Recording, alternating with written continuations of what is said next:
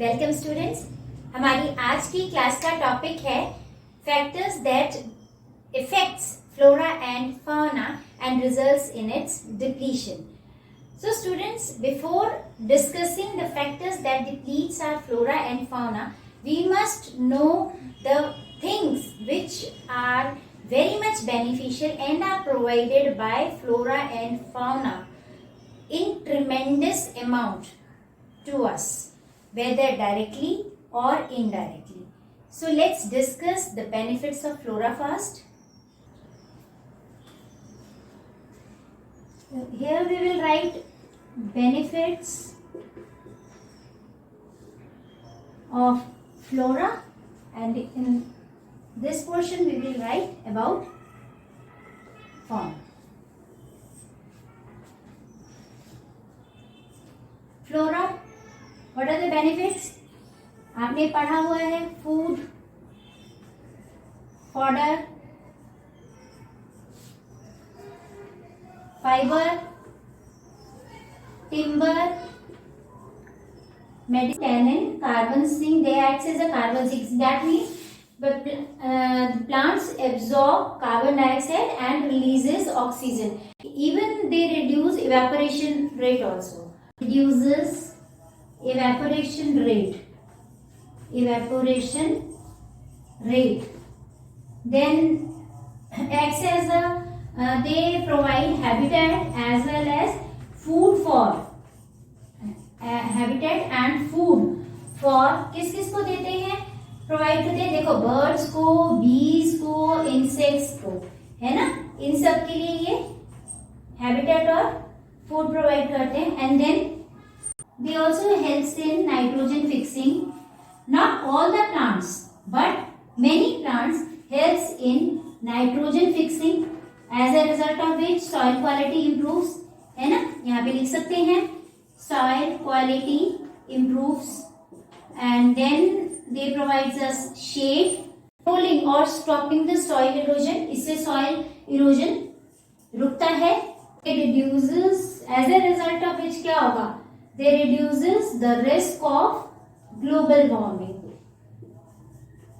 अब देखो स्टूडेंट्स, कुछ चीजें ऐसी भी हैं, इतने सारे बेनिफिट्स, ये तो एक लिमिटेड से बेनिफिट्स हैं, इसके अलावा भी बहुत बेनिफिट्स हैं। अगर इन बेनिफिट्स को अगर हम देखते हैं और फिर हम इस पॉइंट को देखते हैं, दे रिड्यूसेस द ग्लोबल वार्मिंग, तो इस पॉइंट से हमें क्या पता चलता है कि हमारे रहने के लायक वो कौन बचा रहा है, वो सिर्फ प्लांट्स बचा रहे हैं। अगर हम प्लांट को काट देंगे तो क्या हम धरती पे सर्वाइव कर पाएंगे? ये तो पॉसिबिलिटी है ही नहीं, है ना।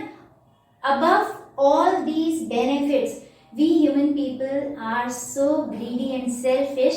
हम क्या करते हैं, सिर्फ just to fulfill our needs, हम क्या कर रहे हैं, कुछ एंडेमिक स्पीशीज को भी हम हटाते चले जा रहे हैं, जो कि बहुत खतरनाक है। अभी हमने लास्ट क्लास में पढ़ा है, IUCN ऑर्गेनाइजेशन ने जो कैटेगरीज दी थी उसमें थी एक एंडेमिक स्पीशीज। एक एग्जाम्पल है हिमालयन यू प्लांट का। हिमालयन यू प्लांट एक ऐसा प्लांट है जिसकी needle, bark, stem, root, everything जो है यूटिलाइज की जाती है टू एक्सट्रैक्ट टैक्सोल। ये यूटिलाइज किया जाता है कैंसर मेडिसिन्स में, जो कि हमारे को कैंसर ट्रीटमेंट के टाइम पे काम आता है। हमने क्या किया, वो हिमालयन न्यू प्लांट हमने देखा ही हमारे लिए बेनिफिशियल, हमने उसको अंधाधुंध कटाई कर दी। आज की डेट में एक्सटिंक्ट होने की कगार पे है। अब हम क्या कर रहे हैं, जब हमारी बुद्धि, जब हमारे पास बहुत कुछ था तब हमने उसे हजम कर लिया, लेकिन अब हमें लग रहा है कि थोड़ी सी स्पीशीज रह गए हैं, इसको ग्रो करते हैं। अब हम क्या कर रहे हैं, हम उसकी फार्मिंग करना शुरू कर रहे हैं ताकि ये दोबारा से उसका नंबर उतना ही पहुंच जाए। तो ये चीज हमें ध्यान रखनी है कि हमें फ्लोरा को इस हद तक नुकसान नहीं करना है कि बाद में हमें सोचना पड़े कि अब क्या करें, है ना। अब बात करते हैं बेनिफिट्स ऑफ फौना। फौना हमें क्या क्या देता है, देखो dairy products you all know, ठीक है। देन मीट आपको मालूम है, ठीक है। Then flesh, flesh refers to leather. Flesh क्या है, लेदर, जिससे हम कोट, जैकेट्स, शूज वगैरह बनाते हैं।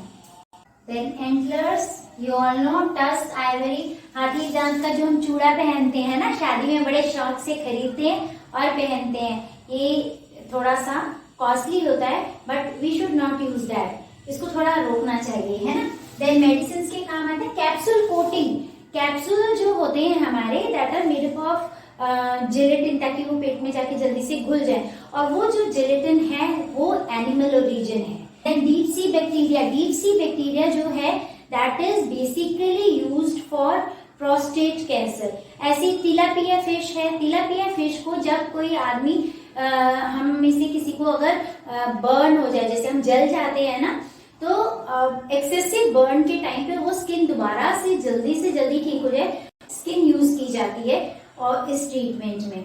देन लीचेस, लीचेस तो आजकल बड़ा ही कॉमन सी चीज है, पार्लर्स में देखने के लिए मिलता है, ब्लड प्योरीफाई करने के काम आती है, प्लस स्किन डिजीजेस को क्योर करने के काम आती है। तो देखिए कितने सारे है ना बेनिफिट है हमारे पास। मेडिसिन बनते हैं, पहले क्या होता था, जो लोकल मेडिसिन जो हैं वो बनाया करते थे, जैसे जानवरों के नाखूनों से और बोन से, और पीछे 2-3 साल पहले तो तब तो जो हमारे वो है एथलीट्स वो स्प्रे लिया करते थे, वो डियर की बोन से स्प्रे बनता था, दैट इज वेरी पावरफुल, ठीक है। तो अब वो बैन हो चुका है। तो ये जो कुछ बेनिफिट्स हैं हमारे फ्लोरा और फौना के, ये हमारे को एक तरीके से डायरेक्टली या इनडायरेक्टली ये क्या है हमारे लिए बहुत ही ज्यादा बेनिफिशियल है। अब इन्हीं अगर हम फ्लोरा और फौना को हटा दें, सपोज करो फ्लोरा और फौना को हटा दें, अब यहाँ पे देखो, अच्छा यहाँ पे फर भी लिखो आप। अब फर से क्या क्या बनता है, फर से, वूल से, आप यही कहोगे कि हमारे सिर्फ स्वेटर्स वगैरह बनते हैं। देखो पेंटिंग ब्रश जो होते हैं है ना, वो स्क्वेरल के बाल देखिए, कभी गिलहरी के बाल, उससे बनते हैं। हॉर्स की फर से भी पेंटिंग ब्रश बनते हैं, ठीक है। जो आपके घर में डोर मैट्स यूज होते हैं वो भी इससे बनते हैं। आपके ब्लैंकेट्स जो आप ओढ़ते हो, बिल्कुल लाइट वेट मिंक ब्लैंकेट्स जिनको कहते हैं, ठीक है। अब ये भी है कि मिंक ब्लैंकेट्स कुछ तो आर्टिफिशियल सिंथेटिक फाइबर से बनते हैं, जो वाकई एक्चुअल फर से बनते हैं, वो बहुत ही एक तो कॉस्टली भी हैं और थोड़े उनमें गर्माहट भी बहुत ज्यादा होती है, ठीक है। और छोटे छोटे बच्चों की फर वाले जूते, फर वाली टोपी जो हम कहते हैं, that is all derived from animals only. अच्छी लेदर जैकेट पहननी है, बेस्ट लेदर शूज पहनने हैं, ब्रांडेड पहनने हैं, तो वो लेदर कहाँ से आ रहा है, all are of animals only, ठीक है। तो बेल्ट है, स्नेक की ऊपर की जो स्किन है उससे, इवन पिग की स्किन तक से चीजें बनती हैं। तो ये हमारे जो बेनिफिट है फ्लोरा और फौना के, अगर ये एग्जिस्ट नहीं करेगा तो क्या होगा, सारे बेनिफिट खत्म हो जाएंगे, और जब बेनिफिट खत्म हो जाएंगे तो हम लोग हेल्पलेस हो जाएंगे। तो इन्हीं चीजों की वजह से, क्योंकि हमें इस तरीके से बेनिफिट दे रहे हैं, हम इनका यूज नहीं मिस यूज कर रहे हैं, as a result of which depletion of flora and fauna is increased. पहले तो यूज हो रहा था, फिर मिस यूज हो रहा था, अब वो डिप्लीट होने की कगार पे है। अब डिप्लीट हम कैसे कर रहे हैं, उन फैक्टर्स को देखते हैं। Factors responsible for the depletion of flora and fauna.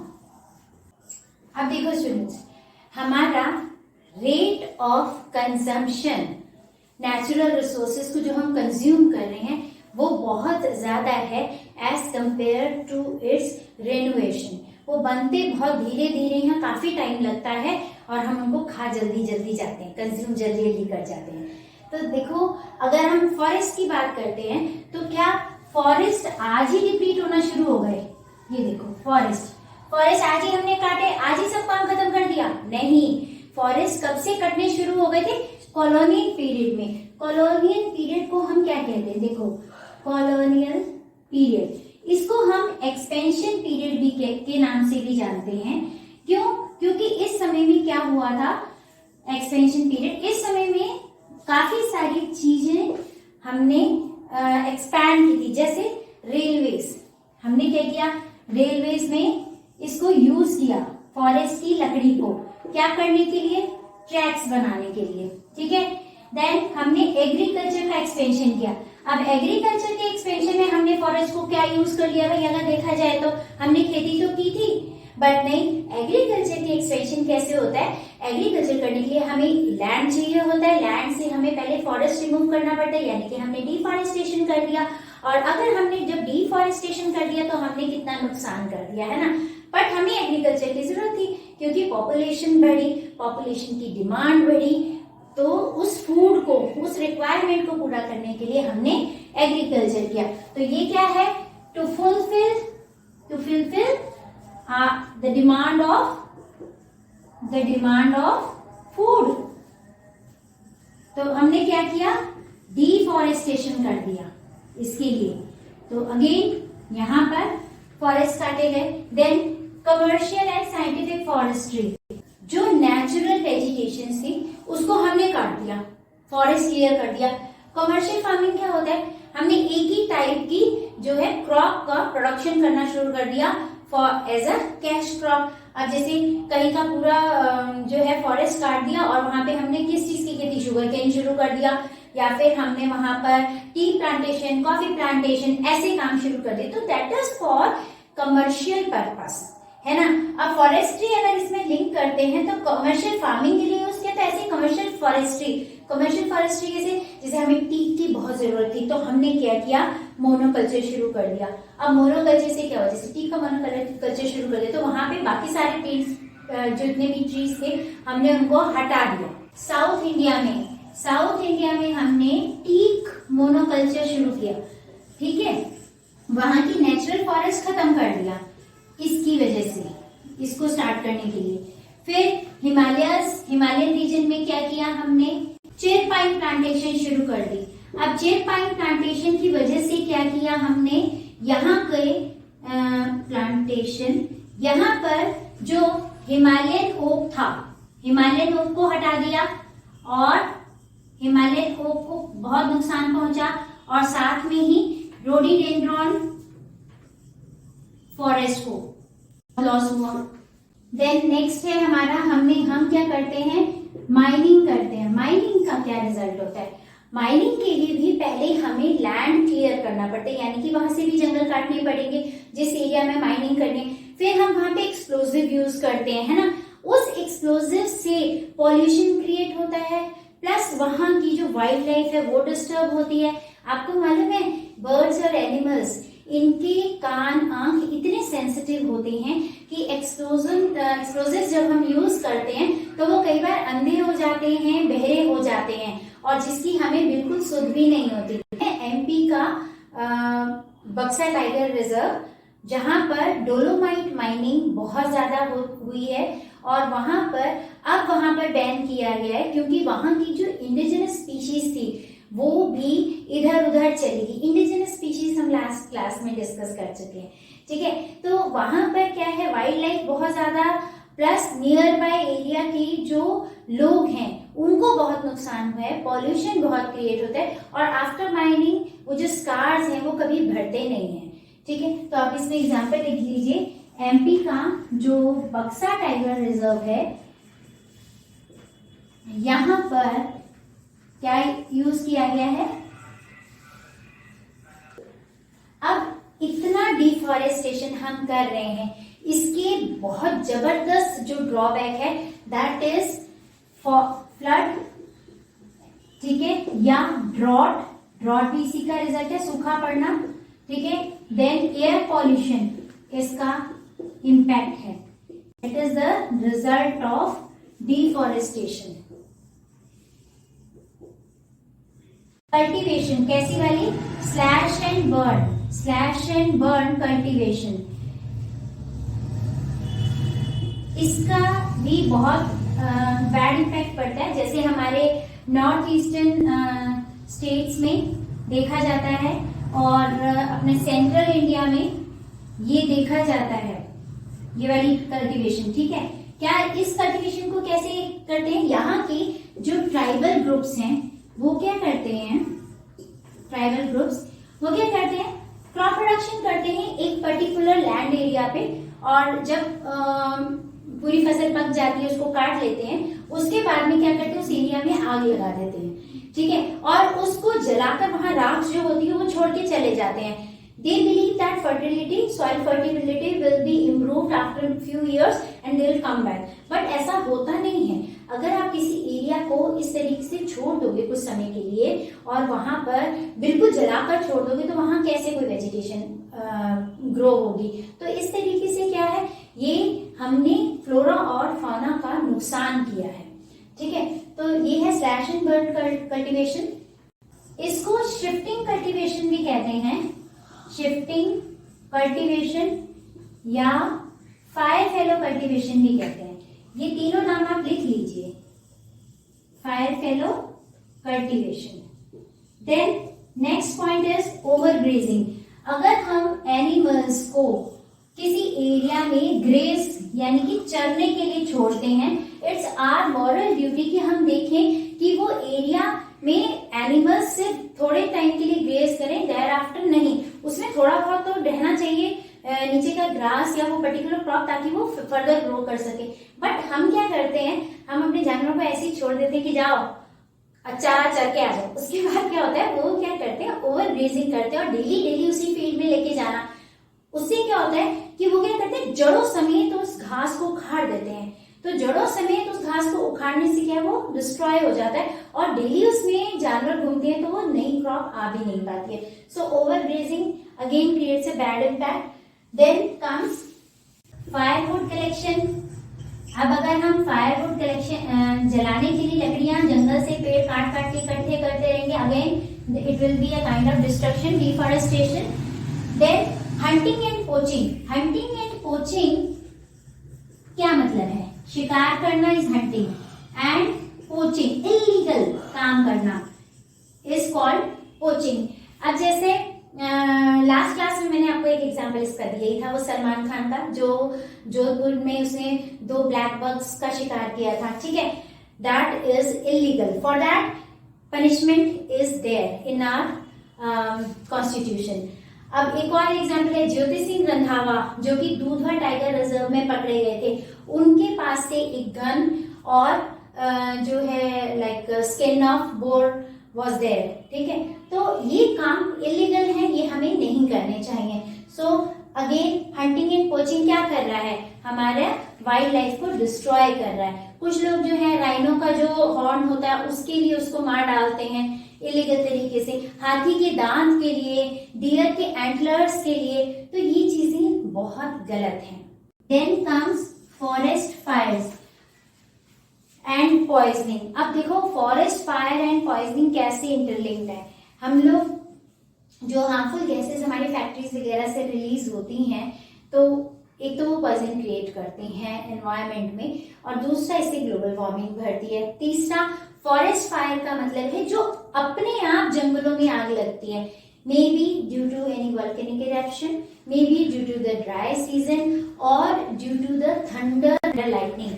तो अब जो ये थंडर लाइटनिंग है, इससे भी जो है जंगल जल जाते हैं, उनमें अपने आप आग लग जाती है। इतने सारे ये नेगेटिव इम्पैक्ट हैं। अब सबसे बड़ी बात क्या है, आपकी बुक में दिया हुआ है कि अकॉर्डिंग टू 2015 इवैल्यूएशन हमारा जो फॉरेस्ट कवर था that is 21%। Actually according to Indian forest policy क्या होना चाहिए, फॉरेस्ट एरिया कवर कितना होना चाहिए, according to IFP the forest cover area should be 33%। Forest cover area should be 33%। But after that ये आपके बुक में 2015 का डाटा दिया हुआ है। आपको पता है NCERT बहुत 20 सालों में लगता है अपडेट होती होगी। तो अकॉर्डिंग टू 2019 जो डाटा है, अब ये फॉरेस्ट कवर बढ़ चुका है। नाउ इट बिकम 2019 का आप रीसेंट लिख लीजिए, दैट इट बिकम्स 24.62%। ठीक है, इतना फॉरेस्ट कवर इंक्रीज हो चुका है। इसमें जो टॉप 3 स्टेट्स हैं वो हैं Andhra Pradesh, Andhra Pradesh, then Telangana and Odisha. इतना क्लियर है? अब ह्यूमन ग्रीड की वजह से, हम इंसानों की वजह से क्या हुआ है, 50% forests are gone.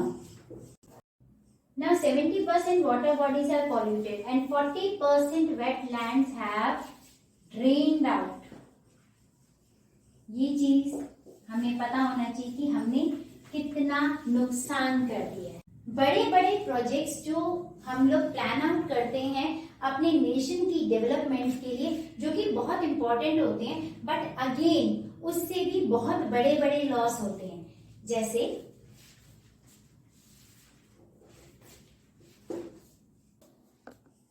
like dam construction, then river valley project,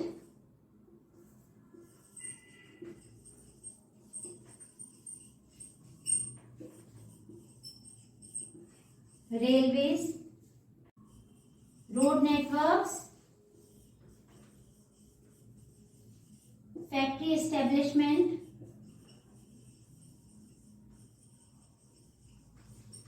refineries.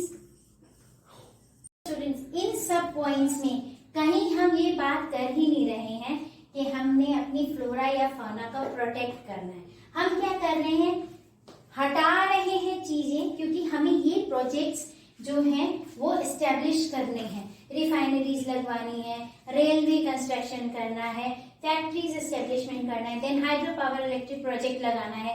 तो ये सब चीजों के लिए हम क्या करते हैं, फ्लोरा और फौना को हटाते हैं। हटाने का मतलब हम उनके लिए पहले कुछ जगह नहीं ढूंढते कि अगर यहाँ से हटाएंगे तो उतना एरिया और तैयार कर लें, नहीं, हमें तो बस वो एरिया साफ चाहिए, बात खत्म। जैसे कि एक एग्जाम्पल है, ये मैंने आपको पॉइंट दिया, हाइड्रो पावर प्रोजेक्ट, नर्मदा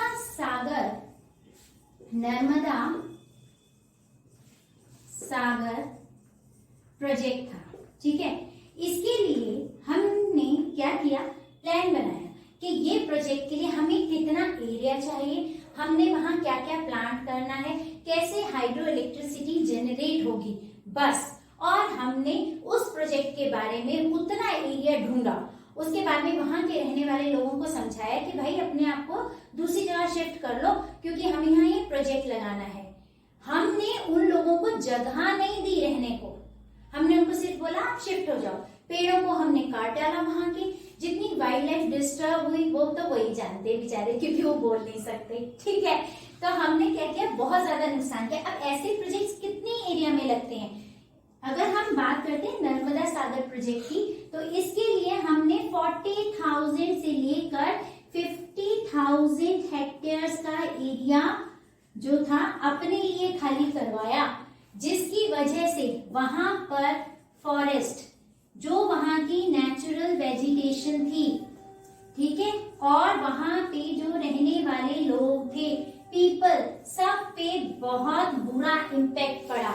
कितने ही केस लड़े गए कि वहां के लोगों को जगह दी जाए रहने के लिए। फॉरेस्ट का हमने नहीं सोचा, इतने पेड़ काट दिए, उतना तो हम अपने पता नहीं कहां से जनरेट करिए, पर हमें वो जगह, उनके बेनिफिट्स बराबर मिलते रहने चाहिए, पर हमने सोचा नहीं। नेचुरल वेजिटेशन कुछ नहीं सोचा, वहां की वाइल्ड लाइफ के बारे में कुछ नहीं सोचा, ठीक है। वाइल्ड लाइफ में मैंने आपको क्या बताया, बर्ड्स, बीज, इंसेक्ट्स भी इंक्लूड होते हैं, तो हमने कुछ नहीं सोचा। ये पीपल, इनके बारे में भी नहीं सोचा था, इनको हमने समझाया कि भाई जगह खाली कर दो, बट जब इन्होंने आवाज उठाई, खूब गहरे गहरे आंदोलन हुए, तब हमने इनको जगह प्रोवाइड की। तो ये जो काम है, ये हम इंसानों को थोड़े ढंग से कर लेने चाहिए, ठीक है। So this is all about the factors which depletes Indian biodiversity. Biodiversity refers to the various forms of flora and fauna. So prepare your notes well, revise well till next class.